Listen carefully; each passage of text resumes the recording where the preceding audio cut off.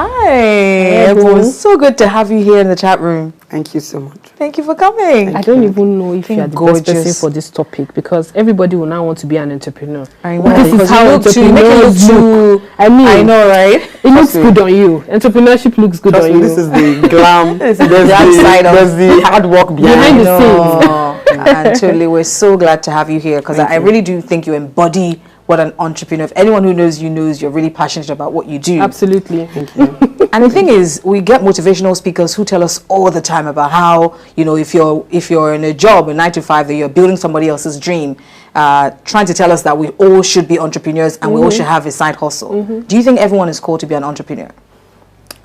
No. Oh. I know I might sound, yes. I mean, I'm sure anybody that is a motivational speaker watching this will probably think, who is the hater?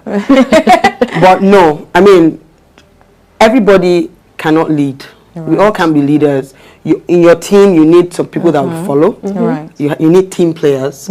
Same thing. So being an entrepreneur takes a whole lot than people realize.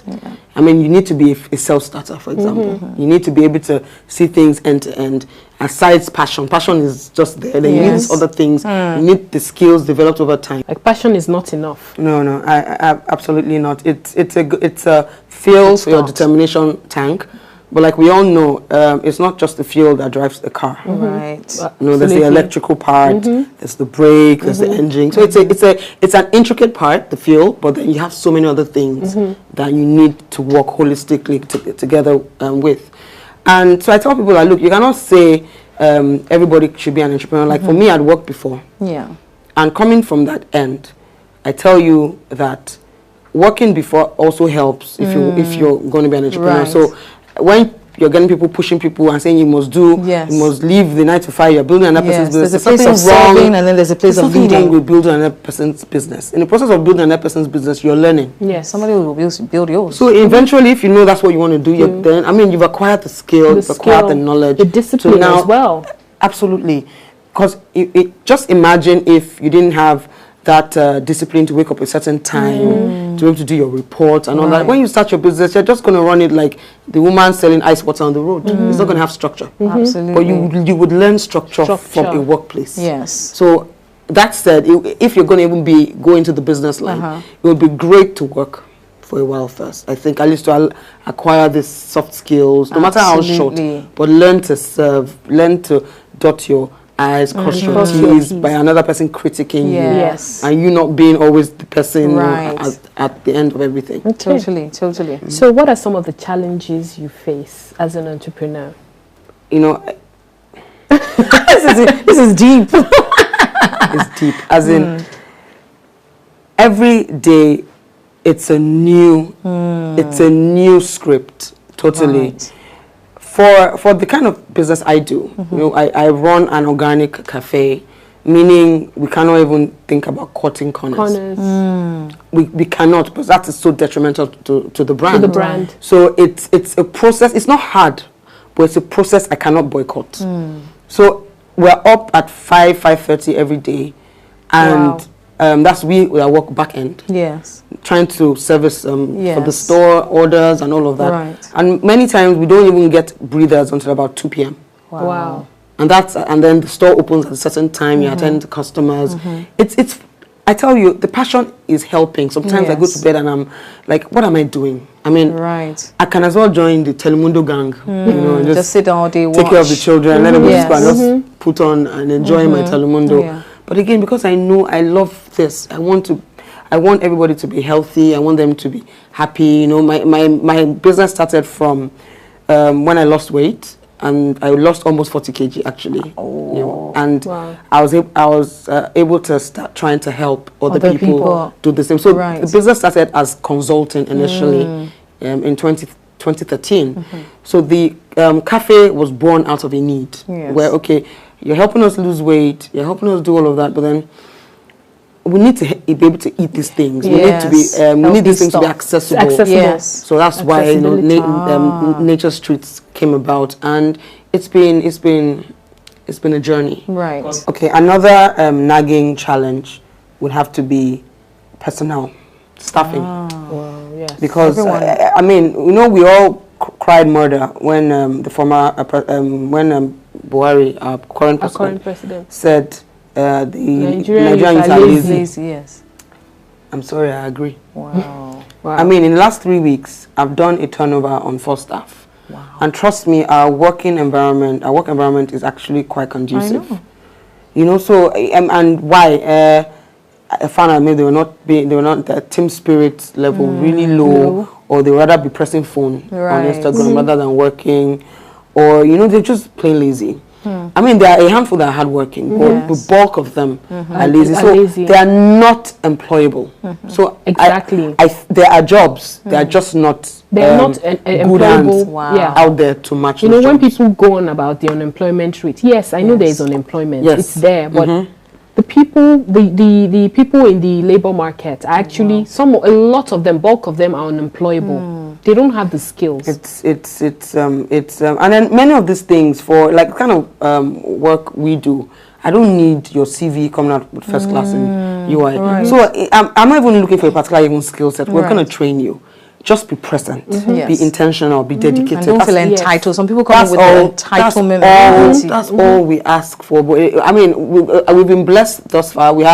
I've had quite a number of good hands who have stayed on board for a while. Yes. But I mean, I've had to increase. We're trying to expand, so I'm trying to employ a bit more, and I'm wondering what's going on.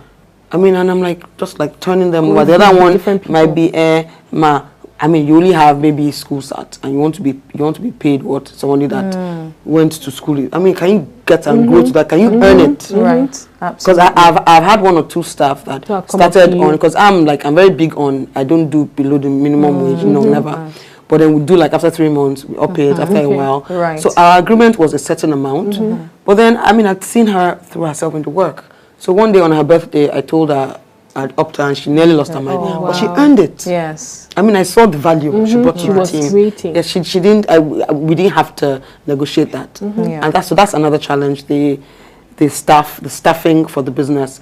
Another challenge, unfortunately, are the customers. Sometimes. Okay. Because I think the customers are probably the most entitled. Wow. Of the whole lot. Some of them are amazing, over and beyond. Quite a handful can be entitled, can be condescending, you know, can be, and sometimes I won't lie. I read law. I'm a lawyer. I finished with 2-1 from just battle, and then I'm deciding to pursue a dream, you know, in this line. Yes. I know that yes, I'm going to have to meet with all sorts of people, and I'm ready for that. But then when you have somebody talking you down. Because they think what you're doing is beneath, or I've had people. They just feel like they're superior because the customer is king. Is king, you know. And I tell them that you forget that we're all customers. We're all customers, one way or the other. I mean, I'm a customer to another person, so we cannot all keep having that entitlement. Absolutely, yes. Then the society is totally done for. So we need a level of decency. How you, especially on social media, it's not that bad on for the walk-ins. It's worse on social media, maybe because they can't see you. So they can't really evaluate. They just assume it's one sales girl that's behind the social media. It doesn't have to, even if it's a sales girl. The sales girl is a human being as well. Absolutely. It doesn't have to be when you're dealing with another the boss. Challenge. I guess everybody is facing that. Is what the society is giving us. The economy. I mean, I'm having to put my store in a mall because I don't want to have to deal with power issues, and I'm paying through my nose, literally.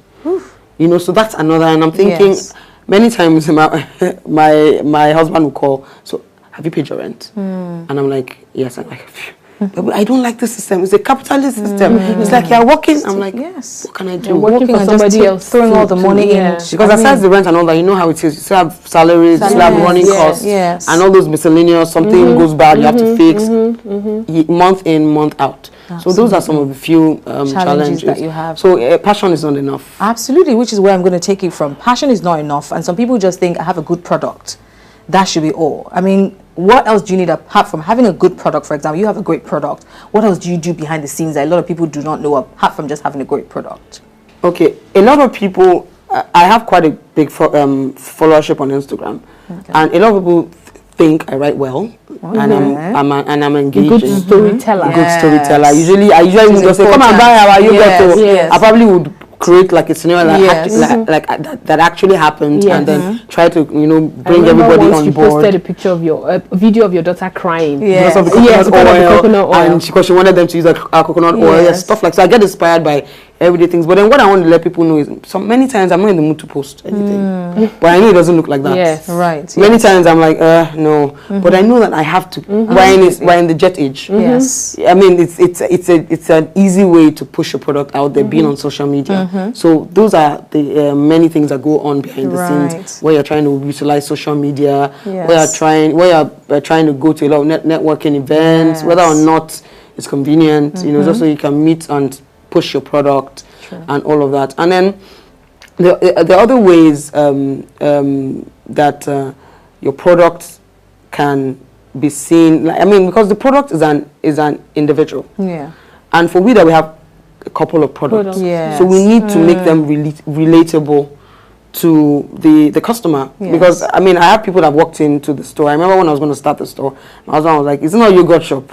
You don't have to do so many things. Just do something." I'm like, babe, not everybody likes yogurt. I've come to terms with that. Because I have a good product doesn't mean everybody will like it. No. Yes, absolutely. No. That's why we recently launched the yogurt creams. It was from feedback. Yes. I know you're a fan of the Greek yogurt. We have tons of fans. Yes. But I know that people will be like, yeah, I know it's good, but I don't prefer take it this way. I'm not even taking, I'd rather, so I said, not yogurt shop, but let's have a holistic, so you come in, I don't like yogurt, but I think I like smoothies. I don't like smoothies, I think I will try your healthy muffin, I'll try the lemonade, I'll try the wrap, I'm looking for something savory. Yes. So we try to create something for everybody.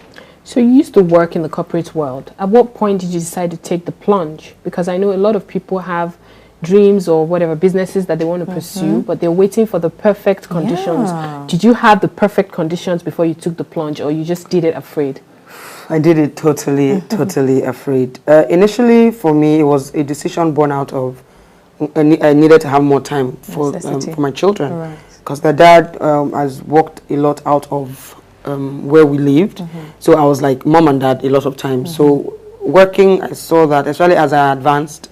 I left the first workplace, I went to another one to head admin and HR, and I found it was so demanding time-wise. I didn't have time for them, and for me, they were priority.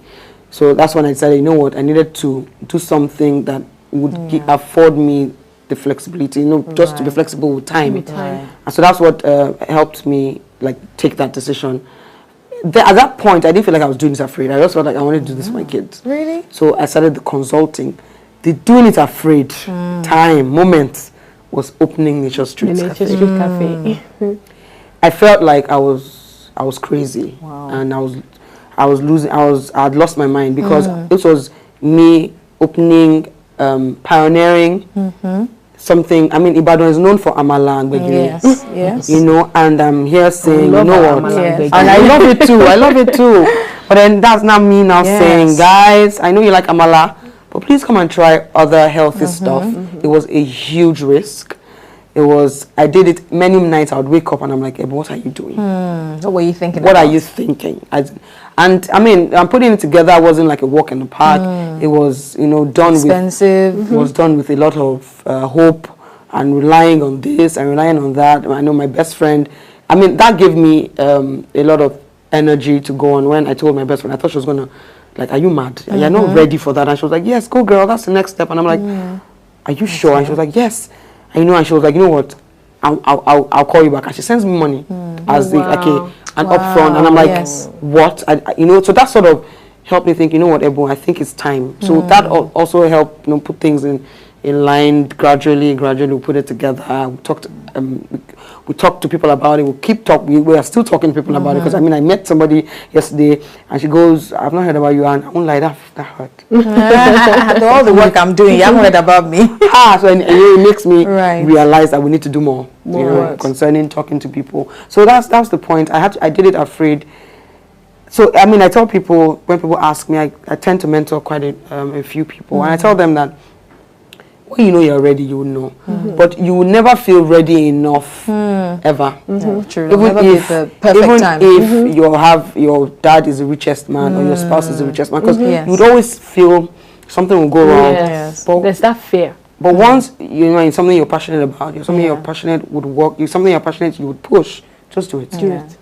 And wing it. Just do it like Nike. Like Do Nike. you wish you were back in 9 to 5 sometimes? No, I'm too restless for 9 to 5. No, I honestly don't miss it. I love what I got out of it, but I don't miss the 9 to 5. I'm a bit too restless for the monotony that comes with. I tease my husband. I'm like, dude, you've been in this place for 17 years. How? Some people are just the comfort of a 9 to 5. So that's why I tell people that. That's why I would say it again. Everybody cannot do business. Just like everybody doesn't want to do 9 to 5. So it's a choice based on so many things: personality, preference, you know, and all of that. So it's fine if you would do your 9 to 5. Do it diligently. Because whatever choice you make is tough. Whether you're a 9 to 5, you have to answer to somebody. I mean, do it diligently. Grow that career. Be the boss lady. Exactly. You know, don't be mediocre. Yes. And if you're going to run your business, do it diligently. Yes. Be creative. Whatever your hands find to do exactly. it And you were definitely the poster child for doing it diligently, because you're doing such a fabulous job with Nature Street, and you know, we're just selling healthy stuff. Thank you so much. Amazing. And we're totally inspired by you. As I'm sure lots of people at home are as well. So thank you. Bye. So the inspiration is great, but please come and buy. See, markets. Also, I wanted to ask, what are some of the highs? You know, we've talked about the lows, the challenges. What are some of the highs? I tell people that I just try to do. Yes. I just tried to do like a brain shift recently. Right. We are going to be 2 years in August, and I'm trying to like evaluate how's it been, and I realized that I've been more of a wellness coach than businesswoman. I'll give you an example. I'm at the store, and somebody walks in, and I know she bought stuff 2 days ago, like tons of stuff, maybe 2 jars of Greek yogurt, and she comes in, I'm like, hi babe, why, what do you want? Well, I want another Greek yogurt. I've had times I'm like, but you just bought 2 days ago, what's my business? I know, just sell. And the businesswoman is done by please buy. Right. I'm more of like a wellness coach. I'm like, no, I think you've had enough. You know what? Take it easy. Do this. I'll see my staff giving me side eye. Madam, don't do really. So, but I've recently started saying that, you know what, Ebu, you're a businesswoman. People are adults. They know make their decisions. You know what I mean? Buy it. But I mean, for what I know, she might be buying for somebody. Yes. So don't button. You want to buy. She's not one of the people that are consulting with you. I mean, it's fine. I mean, I would even recommend you can add this one. That would be excellent. You know, and all of that. Yes. Absolutely. And you think that people should do training? I mean, training and retraining for entrepreneurs, for example. Some people get to that point where they're just running a business, but at what point do you have to do training and retrain? Do you do that often? I tell people that trainings are great, but I think the best approach is like a self-realization kind of thing, like something as simple as reading a book. Like I'm currently on the Shoe Dog. That's the Nike story. Oh wow, should definitely get that one. You should get that book. It's amazing. It's very detailed, beautifully written. And it talks about, I mean, did you know that Nike wasn't made in America?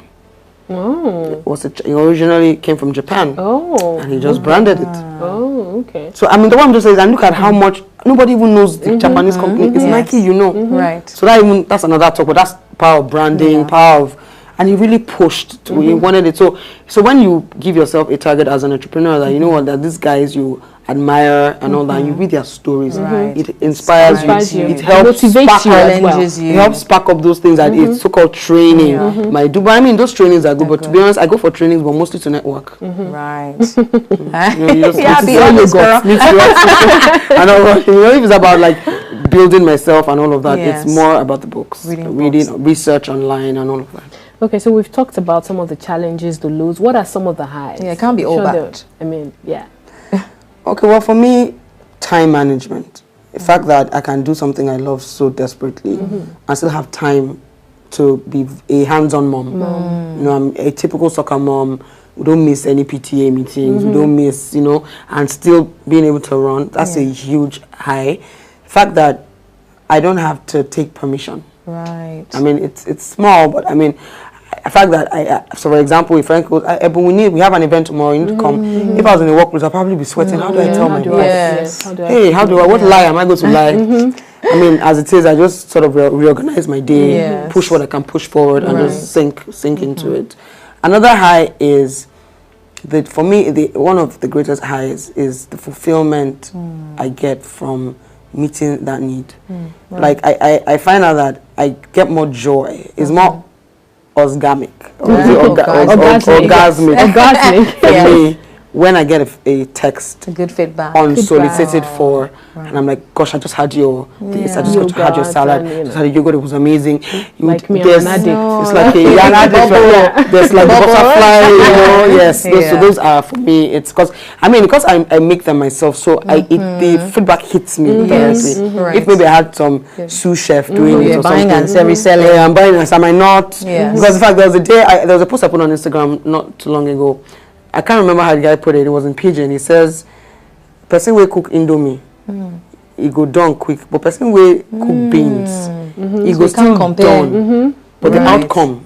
So that's why. And I tried to relate that. And I was trying to tell people that. What some people didn't really get it. But what I got from that was, they're both food. But I mean, if I was retailing an already established brand, it's easier. I'm going to leverage on their reputation. I'm going to leverage on what they are, and it will be easier to push it. But now you're trying to push a completely new concept, a completely new brand. And so when you get those little wins, get this feedback, get that feedback, somebody, especially for people that don't even know you, it's a good booster to, I think we're happy, we're getting this. Oh, that's so that's so not even the alerts. I don't get really? The alerts are not that much. Maybe when it's more. Because with business, they say you want me, you can just get 1 million today. A few months you may not get anything, but it also depends on what you're doing. Like what I do, there's no 1 million in one Greek yogurt. One Greek yogurt is not here. But if guys are like guys here now, if they call them to come and cover a production, yes, they are the big ones. They're the ones that can do that event, price it well, get I've seen you do some events. I see your table. Don't mind her with her bougie. To be honest, the last one I did, my husband sent me a message that Ebon, you had better have been collecting 500,000 for this setup. Because the setup was really, I saw pictures as well, And as in, he said, but I was like, no, I'm not even collecting up to half. I'm not even collecting, it's less than, it's about 1/3. So that's why I tell people that it's not, but it also boils down to the perception. Most people are not that. So, a lot of people will probably think, they're doing you a favor. For even, I mean, they're used to the regular dessert. So, so there's a bit of that. Even though this last event wasn't that, but what I mean is, because we are new, we just started the events. Let me help you. So we're not pushing for like 100% profit. We just want to be out there. We just a little markup, we're fine. So we're not here making that much money from the events. You get there. You get there. I mean, you're definitely on the path, and we really want to appreciate you for coming here to share your story and talk to us, because it's really good to hear this side of the story. Sometimes we see the slaying, we don't see all of the work that go. Trust me, the slaying maybe comes out once in. Even when you're not saying you're slaying, that's the thing. You've not seen me back in my slacks and tank top. I have once. And confess, how was it? No, but I mean, you are still slaying. That's the thing. You guys are just being nice. It's nice. I don't agree. This has been so good. Thank you very much, Ebon, for coming and for sharing your story. Thank you so much. And wish you the very best from here on as well. I'm sure I hope that blessing. Yes. Absolutely. I'm sure this has been very helpful for anyone looking to transition from a 9-to-5 to entrepreneurship, to let you know it's not all bad. And for those who think that entrepreneurship is about waking up any time in the day and lazing about, then it's not all good either. Thank you for watching the chat room, and until next time when we're back your way, don't forget it's always a good time for real talk and deep conversation.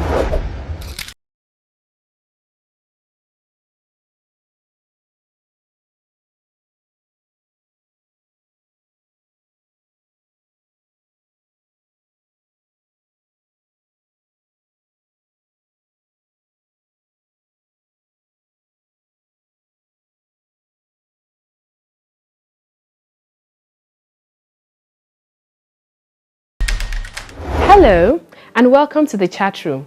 I'm Rokomi Onrumuyi.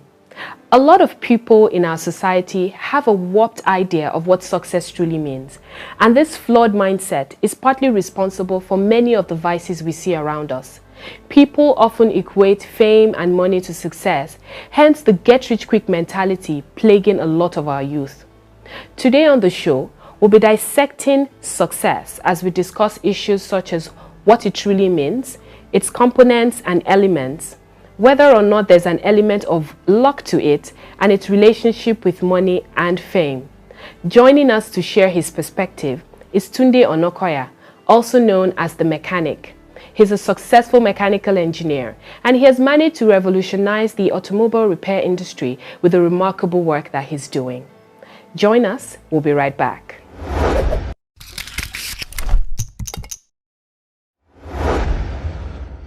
Hi. Hello. Welcome to the chat room. Thank you for being on the show. Thank you for inviting me. It's a pleasure to have you here. It's good to be here. Thank you. All right. So today we're talking about success. And I want to ask, what is your definition of success? What does success mean to you? What do you see in a person for you to label that person, this person is successful? Well, I think my standards might be different from what that person has. If I want to consider somebody successful, I'll have to consider maybe what yardstick I'm using. Okay, is he successful in his profession? Yes, maybe that. I can say, oh, this person's at the peak of their career. That's success in that field. This person has a lot of money. Of course, he's trying to make a lot of money. Now he has a lot of money. He's successful. This person is trying to build a business. Now the business is doing well. Yes, that's successful. But really, it's about what is the goal the person is trying to achieve, and the person has achieved it. That's success. That's what I see. All right. So how do you determine if you're successful?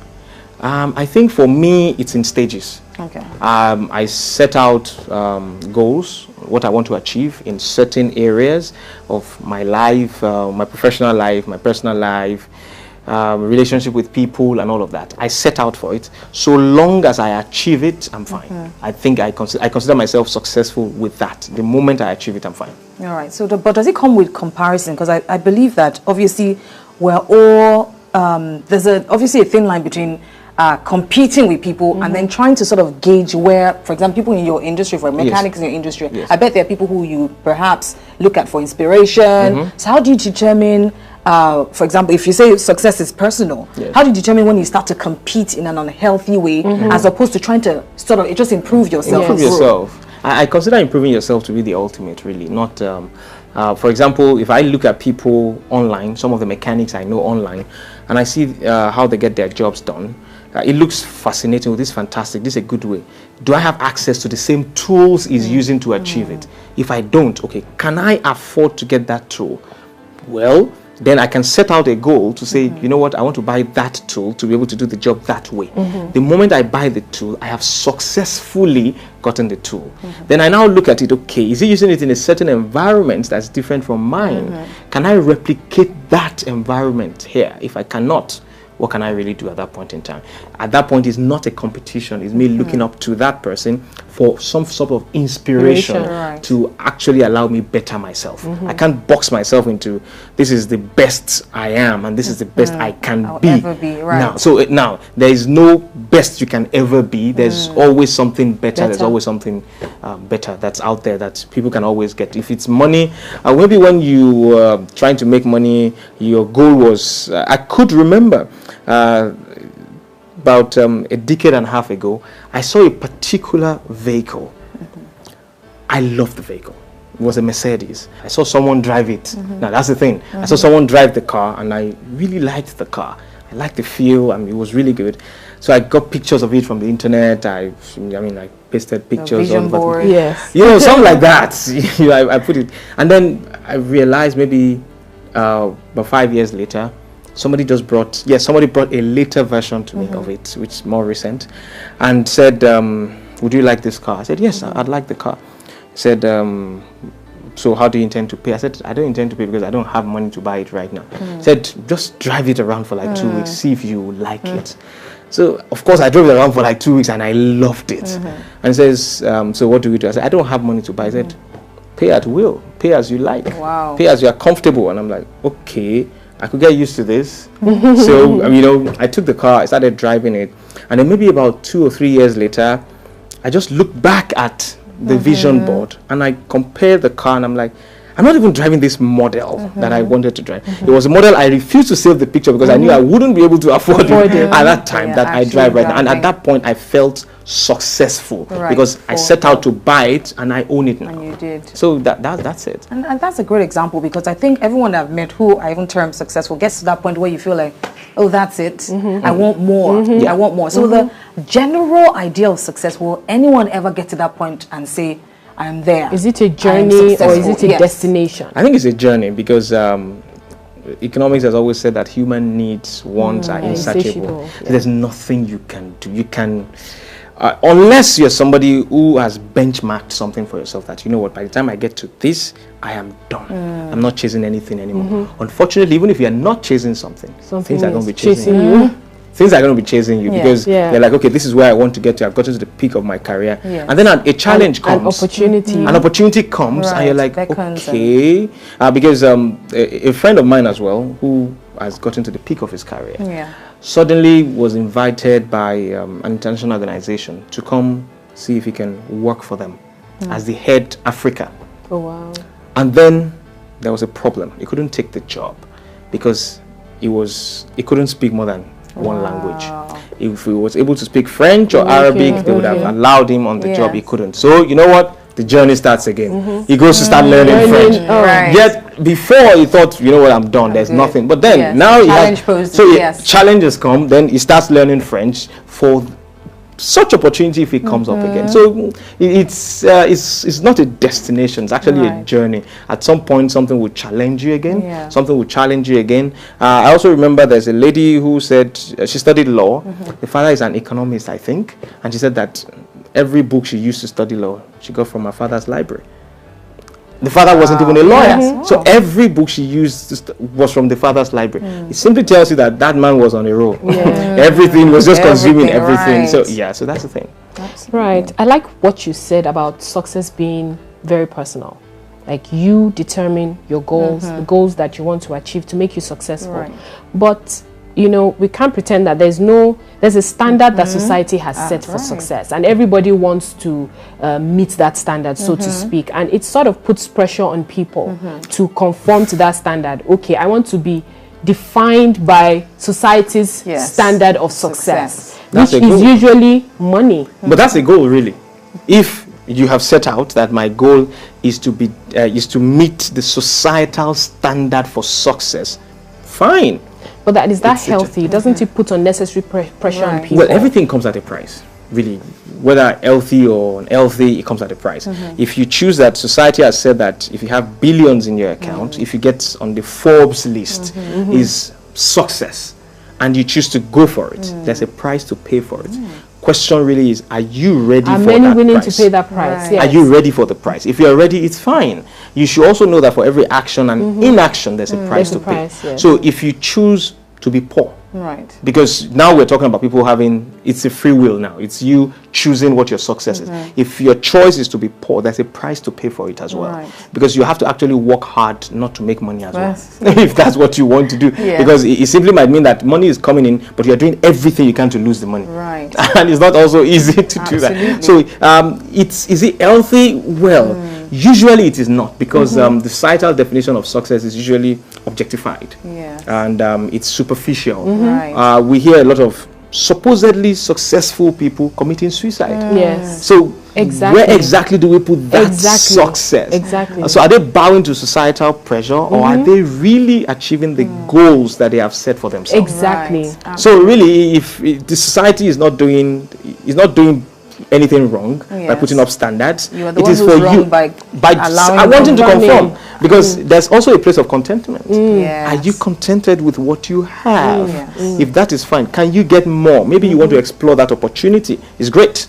But it should never take away your celebration of those little success that you have recorded over the years. You have to wake up every day, look at that. I advise people to place it on the wall in their bedroom if they can, and tell yourself that take it easy on yourself. You're doing the very best you can. When you get to that stage, then you're fine.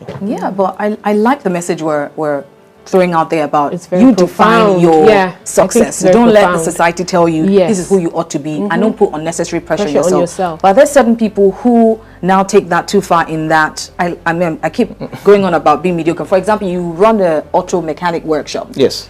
And let's say you're content with where you are, but there are opportunities which allow you to expand. But then some people will say, do you know what, I just want to have one. Is that mediocre in itself, or are they not challenging themselves enough to go to the next level or pushing themselves to do better? You know, life is based on comparison. If there's no tall man, there won't be a short one. If there's no slim person, there won't be somebody that's chubby. So, and we all cannot do the same thing. The definition of success in the world is getting multiple things done, making money and all of that. If everybody can achieve that, the world will be a boring place. We're all just going to be a bunch of billionaires. I know, right? With nothing else to do. No needs. We're just going to be billionaires. So, is there anything wrong with that? Yeah, but then the problem is this.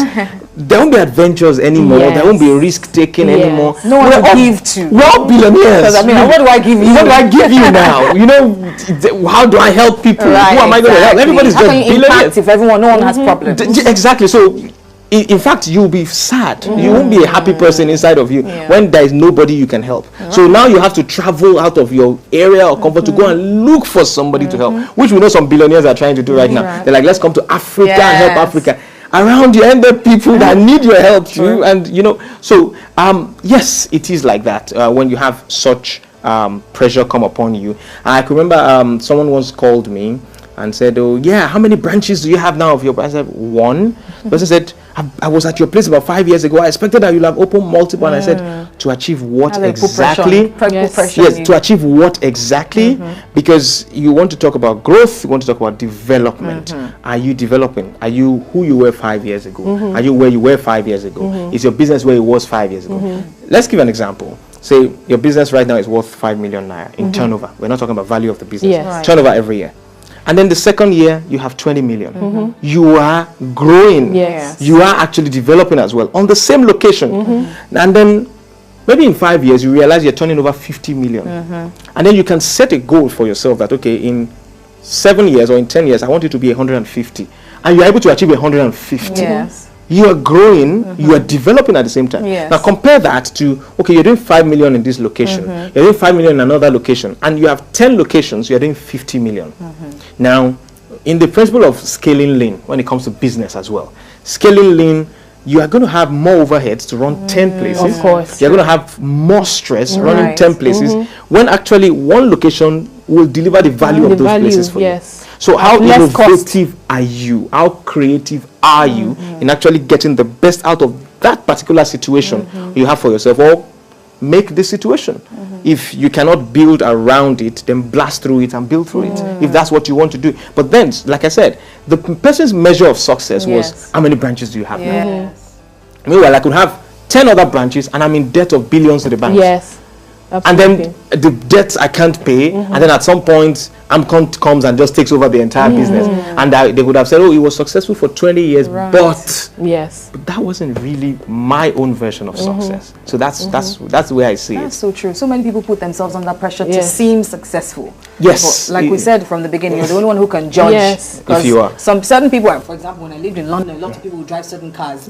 They were driving those cars, having not even finished paying for those cars. You know, but we're thinking, he's driving a, this kind of car, but he knows that he has to sleep dreaming about, the tax man or the debtor coming to repossess that car. You know, a lot of vehicles get repossessed because it just can't keep up. And, I think some of us, I'll put it that way, I've gone into a stage in life where there's nobody we want to impress anymore. Really, been there, done that, won the t-shirt. Is that age or just maturity? Or is this something that a 25-year-old can get? Actually, a 25-year-old, if he has explored early enough, might actually get there. The whole idea is everybody's journey is different, and the stages everybody gets to a certain age also differs. If you have done so much in life and you've gotten to a stage where you're like, okay, I think I've done quite a chunk, I want to focus on this, and I'm just going to be fine with what I achieve with that. I have a friend who is going to be 50 soon, and he said he was going to stop working when he hits 50. That's his goal. His goals. That's his goal. And I said, so how do you intend to do it? He said, well, I have some investment, and I'm trying to move it to the extent that the investment should be able to yield me about ₦1 million every month. He said, by the time I get there, that's it, I'm done. I said, so what happens? I said, I'm just going to spend the money. I'll travel with my family and all of that. For him, that's success. For some people, they want to, at that age, start teaching other people how to do that. Right. It doesn't mean that they are not going to be successful too. Yes. And for some people, they want to get to that stage and begin to inspire other people by building with them. Right. So, for example, if I say, okay, what do I want to do in the next 20 years?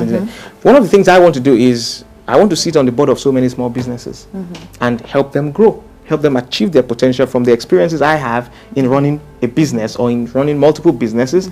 In investing, I can advise them on what to do.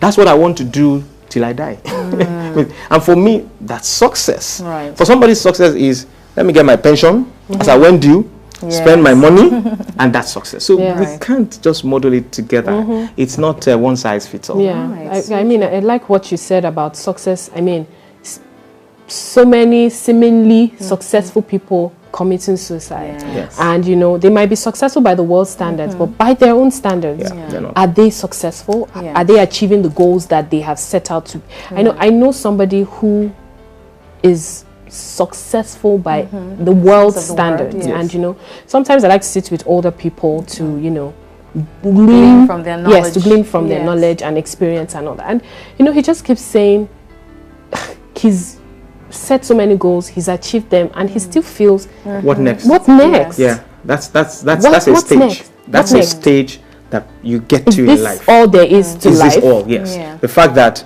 you know, you get to a stage in life where you put 10,000 naira in your pocket and there's nothing to do with it. Absolutely nothing. You have no needs, really. There's gas in your tank. There's recharge card on your phone. There's nothing you need to buy that is not bought. Fridge, yes. So the 10,000 is sitting in your pocket. It's been there for 2 weeks. Nothing to do with it. You could get bored. It could become a source of depression for you. So what else am I going to do? Then those are the kind of people that will now go out of their way to look for people to associate with, to help and all that. So really, then if you look at the money part of it, what is money to you? Is it a tool or is it an asset? If you consider it a tool, it makes life easy for you. If you consider it an asset, at some point you'll be like, what next? What next? What next? Exactly. What next? Yeah. So can we say success is overrated and contentment is underrated? Because I mean, let's go to the young people these days and how they're all under pressure to make money, and so to do all sorts of things. They want to make money. Doesn't mean they want to be successful. Okay. So how do we raise children, for example, who are driven yet but are content? Yes, it's feasible to do that. It starts with you as a person. Do not be deceived that there's something you will tell your kids and will work for them. No. There's things you will do for your kids and you will do and they will grab model, right? You have to model it for them. Absolutely. It is on you, 100%. So you want them to be that, you model are that. it. You have to be that. You can't say, go and read your books, and they've never seen you sit down to read a book. When they come and they're like, oh, my daddy knows everything about everything. Did you ever show them how you achieve that? And that would happen maybe when they see you read. And then they can join you in reading. Maybe then they can begin to become that. Not that they consider you the reservoir for their knowledge and everything. And then, of course, when it comes to money as well, one of the things I enjoy saying to my kids the most is no. No is amazing. I was actually reading something online where it was saying that we actually say too many no's to our children, so it reduces them insecure. Yes, makes them insecure. But in the world is full of no's. True. So at what point do you want to expose them to the reality of the world? If you say yes to everything, all the time. Sometimes you should say no. I'm not saying you say no all the time. Right. But no should be enjoyable to you, and you should make them enjoy no. What are you trying to achieve? Now, no simply means that they can understand what rejection is. I recently met with a young lady who said she has been so disappointed in her life at 23, disappointed in her life that she's always scared to ask for anything or try to do anything because she's expecting failure from it. And I said, okay, so have you never gotten anything good? I have gotten some, sir. Oh, really? Can you outline the things you've gotten? Good. She actually had more of it than the ones she didn't get right. Wow. But she was overwhelmed. Rejection. And overwhelmed, fixated on the rejection she has gotten. Now, the interesting part is this. Maybe she never got enough no's growing up. Because every time they come, oh, I want cookie. And you're like, go take it. Or can you say no to the cookie? And they're like, heartbreak. Yeah, that's it. They go into shock. Right. Like, okay, really? So, I mean, my eldest daughter failed an exam recently. And she had an opportunity to retake it, and I said, no, you're not going to retake it, because you should actually soak in the failure. Wow. Soak it in very well, so you understand that in life. Daddy, are you not being a bit too hard? Because we were able to sit down and measure what happened really. And what we were able to realize from that was that the amount of effort she put in was the same amount of success she got in the exams. Okay. Right. She was supposed to do coaching for about 3 weeks, and then she did coaching for 2 weeks. Right. And she scored 65%. Yeah. 65% is 2 or 3 weeks.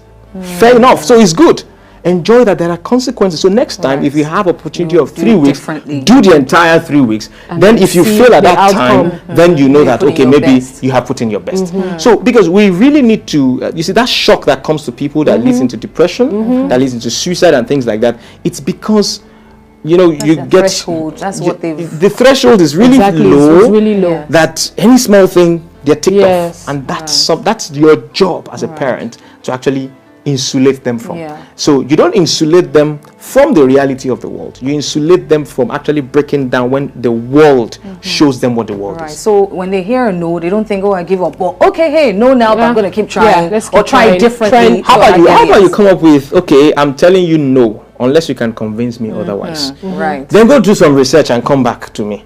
And then when they come back, they convince you, even if they don't do too well, they've put in some effort. Then you make it work for them. Fair enough.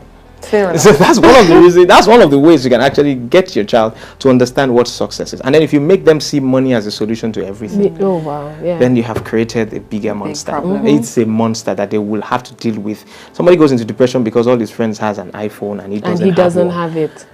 And I'm like, what planet is that boy from? Because I don't get it. It's Cuckoo Earth. It's planet Earth. So I'm like, so what's going on? But okay, so at what stage did he get an iPhone? If somebody says, oh, can I get an iPhone? I'm like, do you have iPhone money? You don't? Then we have to work on iPhone money. So maybe you take an holiday job, you get enough money, and then when you see the iPhone, and then you can identify with it. I mean, that's how we have people who buy cars, they can't even maintain that car because they don't factor in the money you're going to use to maintain a car. You just want to have a flashy car. They don't live in reality. Some even buy a car and they come and meet you for money to register the car. I mean, if I have to register a car for you, some people have come to meet me. Yes, it does happen. I bought a car. I need money to register the car. And I'm like, dude, if we're at the level that you can't even register the car you bought, you shouldn't own a car. You shouldn't own a car. And my measure always is this of whether you can afford the car or not is, can you change 4 tires on that car? If you can't change 4 tires, you can't afford the car. If the car because see, even if your car is perfect, nothing else goes wrong. Tire will wear out, you will change tire. If you can't change tires, then you can't afford the car. So first thing, before you buy the car, go and price how much you sell the tire. Is it something that's within your reach? That even if you have to save up for it, it's fine. Is it within your reach? If it is, then buy. But you buy a car that you can't change the tire, well, I can help you at that time, and I shouldn't be paying for your excesses. Yes. So. Yeah. Wow. Now, let's talk about luck, because we live in a very superstitious or spiritual. Religious, superstitious, spiritual, religious, society where a lot of people think that no matter what I do, I need an element of, luck. Yes. If there's no luck, there are some people that have good luck, there are some people that don't have good luck. No matter what they do, they won't be successful. Some people, no matter what they do, even if they just sit down and sleep, money will come, success will come. Right. You know? What is your take on that? I would have loved that if that's how it works. I don't think that's how it works, really. There's this common saying that ask, you shall receive. And I say there's some missing lines there.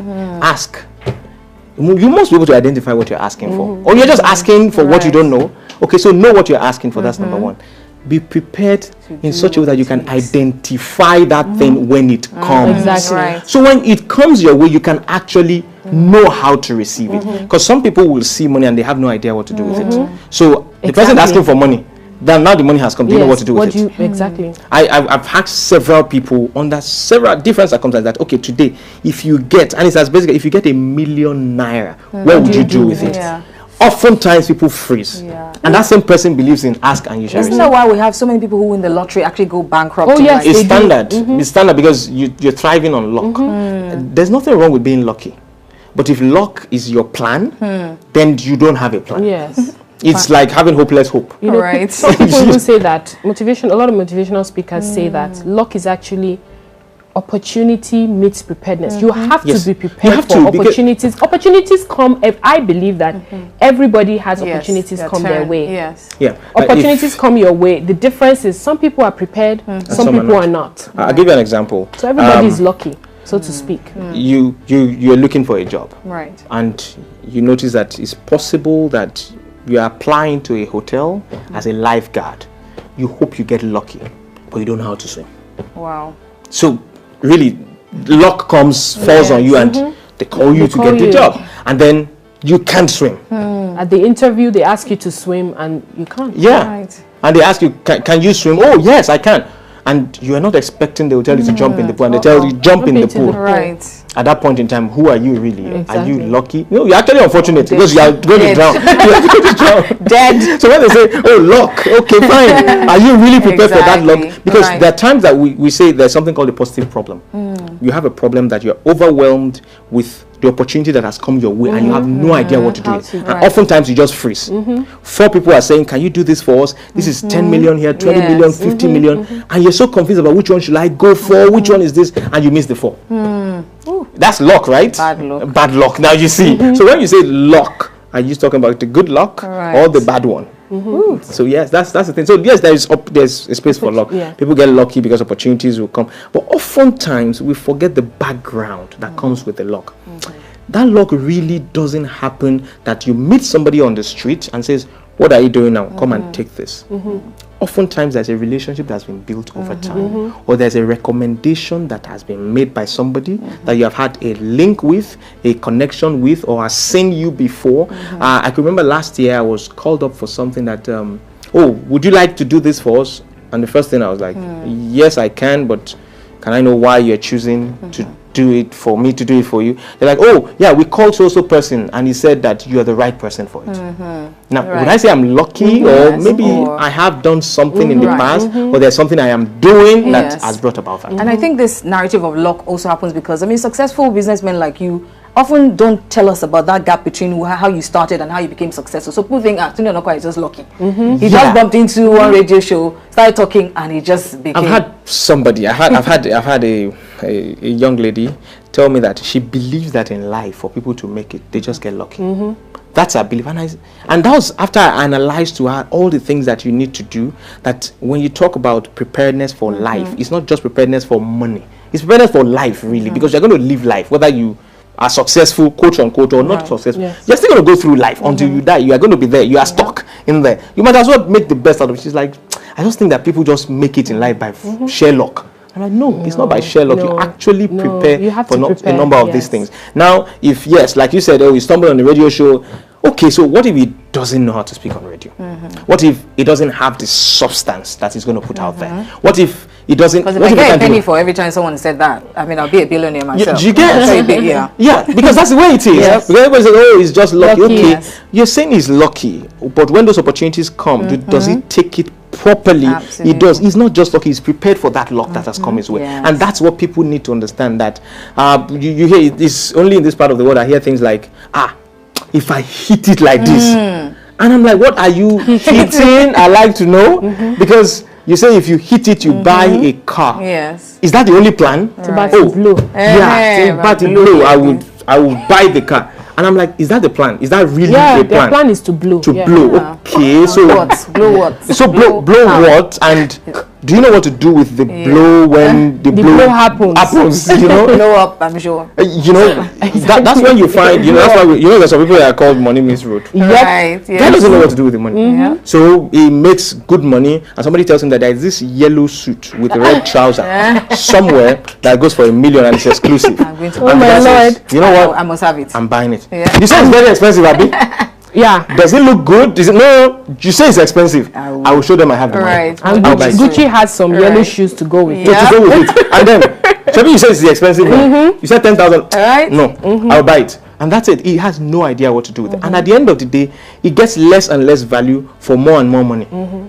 And that's not luck. Sorry. Wow, this has been so informative. Thank you. Informative. And so many profound things have been said. Yes, that I hope that people can learn. I've enjoyed myself. So yeah, you really enjoyed having you comfortable in the chat room. She's not your bed in the chat room. No, I can get used to this. No, you've got to. How long do we still have to go? No, we're done. We're done. Yeah. We're really done. Thank you. You can't even extend. No. Thank you for being here. Okay, it's fine. Thank you so much. Thank you all for being here. Thank you for watching the chat room today. Until we're back with another fascinating episode, don't forget, it's always a good time for real talk and deep conversation.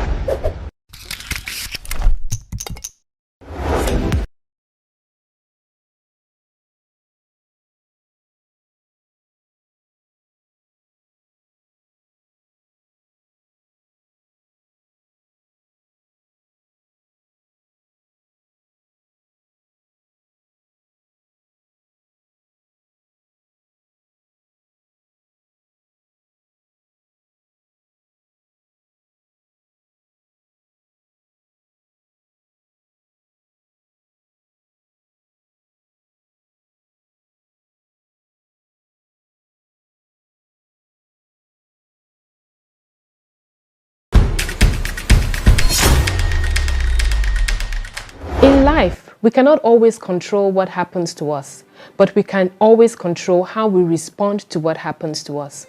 We all experience difficult and unpleasant situations at one point or another in our lives, but sadly, for a lot of people, life ends when life happens. Today on the show, we'll be discussing how to thrive through adversity and how to make delicious lemonade from the lemons life throws at us. Chidi Adeleye will be joining us to share the inspiring story of her turbulent journey into motherhood. She'll be taking us through how she was able to start her journey to finding healing and how she was able to find purpose in her pain. I am Rokomi Orumuyi, and this is The Chat Room.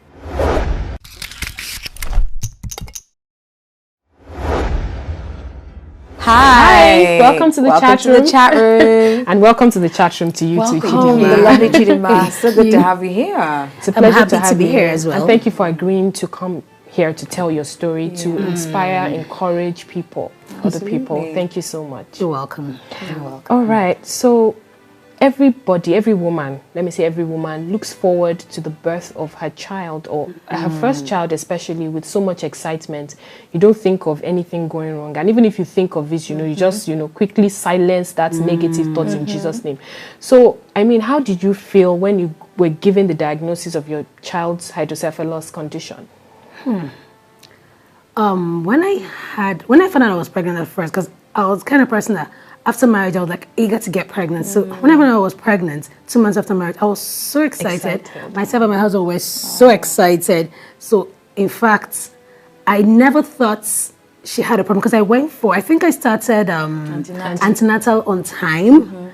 And every time I went, they were always like, Madam, you're fine. Your BP is okay. You're good. The baby is doing well.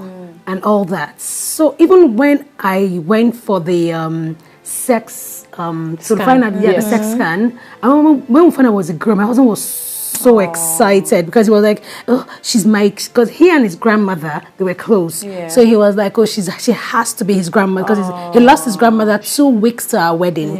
So he was like, oh, she's going to be Patricia. Her name is Patricia. And I'm like, I don't think I want someone who is late. The name of someone who is late in my daughter. But the attachment with himself and his grandmother was so much. So I was like, well, let me just allow him. And then we're like, okay, even if her name is going to be Patricia, let's call her Oluwani Femi. That is God loves me. Because to be honest, I thought I was not going to get pregnant sometimes. So when I got pregnant, I was like, oh no, God must really love me. So all that. And then at work, I was stressed out at work. So because of that, and then the day I went into premature labor actually, because my very good friend, got fired from work. So it made me cry all day. So now I was on the phone with her, And my husband came because my husband refused I should drive. So he was always coming to pick me from work. He was taking me to work and bringing me back. So I got home. I was on the phone with her. And then my husband went into the house. And I was coming in. So in front of the door, I was about to enter the house. When I saw a lot of water poured. And I was on the phone with her. And I was like, Mutreo, I don't know what's going on. No. Plenty of water just came out of me. And she's like, Chidima, are you stupid? Call your husband. Where is Kay? Call him. Your water just broke. I said, no. I'm not due until November, and that was like first week of September. Wow. And I was like, no, I'm not due until November. And she was like, Chidima, I'm coming now. Call your husband. And because we didn't have plans to give birth here, I wasn't serious. I wasn't prepared. I wasn't prepared for it. Although we bought things for her room, I did clothes, I did shopping for her. Oh my God, my sister-in-law, she was in fact so happy because she has 2 boys. Wow. So they were like, this is my princess. So grandma, everybody, they were all preparing. Everybody was shopping for her, and it was so crazy. So that day, I called her, I just screamed, babe, I don't understand though. Water just came out of me. And then he came out and he was so confused. And we were like, first thing he did was he picked up the phone, called, because we call Mommy J Super Mommy J because she's like the go-to person. So he just called her. And before I could say, I'm not joking, before I could say Jack Robinson, the whole house was in my house. Like grandma, the kids, his senior sister, the younger sister, his twin brother, everybody were at the party. How are you feeling? I'm like, I'm good. And she said, just calm down. Any pain? And I'm like, no. And they said, okay, get into the car. Took me to the hospital, one of their family hospitals, because I didn't have plans to give birth here. So we're like disorganized when it comes to hospital. Took me there. And from there, the doctor was like, the baby's breech. I think you should take her to another hospital. So they called another doctor. To cut the long story short, we went to 3 hospitals that night. Wow. And I was in pain. Wow. Without then I started getting pain. I started getting cramps and all that. Then before they took me to another hospital, and then the doctor was like, she's not she didn't do antenatal here, but because of the connection, they just had to admit me immediately. And then I had my cramps for a while from that night till the next morning around 11 o'clock when I finally gave birth. And then the doctor said her head is the shape of her head, because I didn't even ask him. I was like, how is she? Because I didn't hear her cry. But I was so tired. But they said, she want to go to your room? And I'm like, no, I need to see her move before I go to the room. And then I saw her hand, and then I was like, okay, I can't go to the room now. So I went into the room, and the doctor brought her. And the doctor was like, I pushed before time. That's why the shape of her head is like that. And I'm like, okay. But he was like, and since I don't know anything about babies, I was like, I took it in. So I was like, okay, that's fine. I'm sure she'll go back to shape. And then the Dr. Adeshino, our family doctor, came to see me normal, and then he was like, there's something wrong with the shape of the baby's head. And then he told them to call for a pediatrician.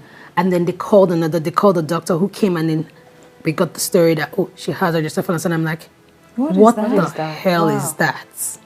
And they're like, when the water in the baby. And as they're talking, I was like, can it be sorted? And they're like, yes, surgery. But because she's preterm, you have to wait for her to grow a little so she can have enough strength for the surgery.